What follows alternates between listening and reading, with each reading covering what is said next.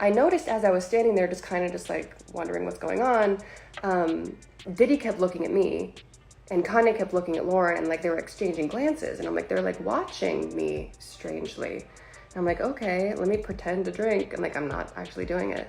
And like that seemed to like make them happy, like me like pretending to like join in.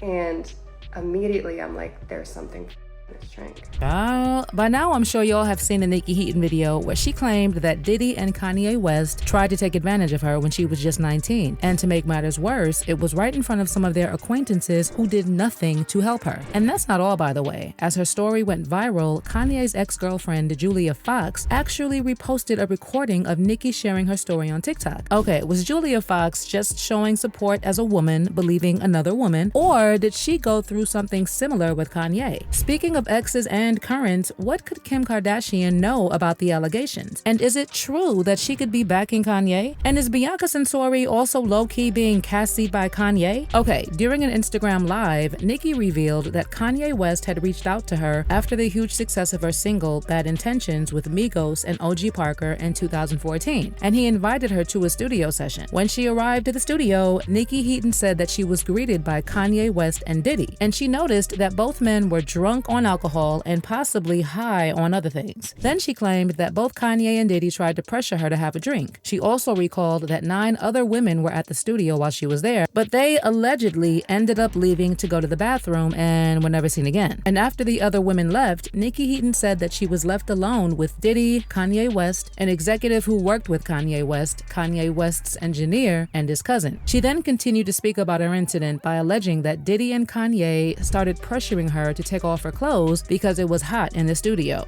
But at that point, she wasn't scared yet because there were other people in the room. And they're like, come on, like it's just us, like we're all just friends, like let us just like see like how you look.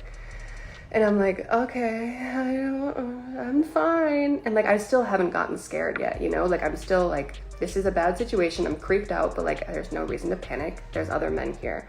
Niykee then said that things got real when the rappers grabbed her shirt and she backed up to the exit door, and because she was scared by that point, she mouthed help to the executive. But guess what? The executive, who had locked eyes with her, looked away. That's not what haunts me. It's this. It's as these 2 grown men were pawing at me, trying to take my clothes off, I look over to this man asking for help, and I literally mouth the word help. And we lock eyes. And he looks away. In fact, she said that she looked to Kanye West's engineer and cousin to help her, but they also looked away from her. Kanye's engineer started looking at his phone, and his cousin literally spinned his chair around. OMG. Baby, the nightmare only got worse from there, because Niykee then claimed that Diddy and Kanye ripped her shirt off and tried to rip her pants off. After she allegedly lunged at them, she said she caught them both off balance and was able to run out the exit door and hide in a darkened studio. Then after being in the studio for 20 to 25 minutes, Niykee said that she was able to leave with another girl who had allegedly been drugged by both Diddy and Kanye. Basically, Niykee was trying to make it known that whatever has been put out about Diddy, Kanye is just like him. And after Nickee's harrowing experience, she only had one piece of advice for anyone who wants to join the industry, because it seems like all the men are all the same. Stay out of the industry. If you have daughters, make sure to tell them that they're idols. They should never meet and should never to the studio with anyone, even if you're invited there as an artist, unless you have a bodyguard with you. But one thing Niykee says she wonders to date is what happened to the other 9 girls she found in the studio when she got there. Now, Niykee knows that the drinks were spiked, and she knows that the girls went somewhere else in the studio. But what exactly happened to them? Baby, your guess is probably as good as mine. And I know that we are all clocking the charges of the illegal transportation of humans that Diddy is already facing. Okay, y'all, you see how Niykee mentioned Kanye's former assistant Lauren Pisciotta in her story? When Lauren filed her lawsuit, there were people who bashed her, saying that she was lying and was only looking for a payday. But you know what? Niykee stood by Lauren and even said that she witnessed one of the unfortunate things that happened to Lauren. And if you see the things about like, oh, she's lying, I'm here to say, she's not. She's not. Every single thing that she said in that lawsuit is 100% true. And I know that because not only have I seen all the evidence firsthand, but I was actually there.